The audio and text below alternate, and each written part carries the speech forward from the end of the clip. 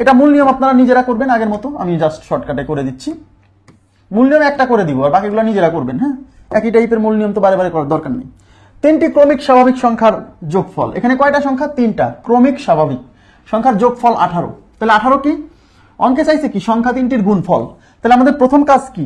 সংখ্যা 3টা কে কে বের করতে হবে। আগে বের করতে হবে সংখ্যা 3টা কারা, তাই কিনা?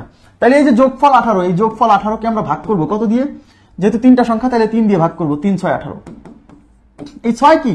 এই 6 হচ্ছে সংখ্যা 3টার গড়, আর গড় হয় সবসময় কোথায়? মাঝখানে। তাই 6 হচ্ছে মাঝখানের সংখ্যা। তাহলে 3টা সংখ্যার মধ্যে মাঝখানেরটা 6 হলে 6 এর পরে আছে একটা সংখ্যা, 6 এর পরের সংখ্যা নিশ্চয়ই 7, আর 6 এর আগে আছে একটা সংখ্যা, 6 এর আগে কে? 5। তার মানে সংখ্যা 3টা হচ্ছে 5 6 7। ক্রমিক না, পরপর না, এই যে 5 6 7। এবার আমাকে এদেরকে গুণফল বের করতে হবে। অঙ্কে তো গুণফল চাইছে, সংখ্যা 3টা চাইনি। তাহলে গুণফল ইজ ইকুয়াল টু 5 × 6 × 7। 5 6 30, এই 30কে 7 দিয়ে গুণ করেন, 3 7 21, আর এই শূন্যটা বসে যাবে 210। তার মানে সংখ্যা 3টার গুণফল হচ্ছে এই ক্ষেত্রে 210। কত number option? C number option. Clear বিষয়টা? সংখ্যা 3টার গুণফল 210। ওকে, নেক্সট প্রশ্নে চলে যাচ্ছি। দেখেন এখানে কি বলছে।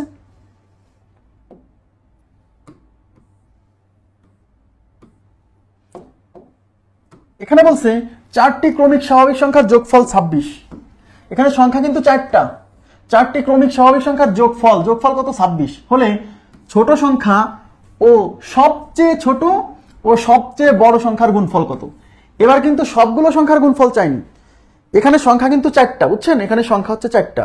এই 4টা সংখ্যার মধ্যে সবচেয়ে ছোট যে সংখ্যাটা আর সবচেয়ে বড় যে সংখ্যাটা, সেই দুটার গুণফল চাইছে। আচ্ছা, আপনি যদি সবচেয়ে বড় আর সবচেয়ে ছোট সংখ্যার গুণফল বের করতে চান, তাহলে আপনার প্রথম কাজ তো সবচেয়ে বড় সংখ্যা, সবচেয়ে ছোট সংখ্যা, সেই সংখ্যাগুলো আগে বের করতে হবে, তাই না?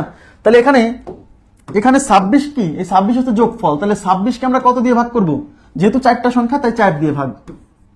ওকে, এবার এদিকে তাকান প্লিজ, এদিকে তাকান, একটু মনোযোগ দেন, এখানে একটু মনোযোগ দিতে হবে। হ্যাঁ, সব অঙ্ক কিন্তু একদম পানির মতো না।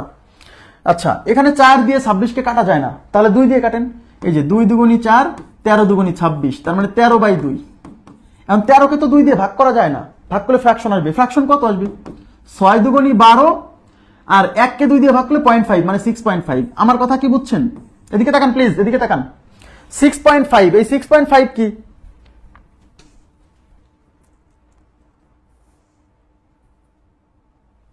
আচ্ছা, এই 6.5 কি বলেন তো? এই 6.5 হচ্ছে গড়, এই 6.5 হচ্ছে গড়।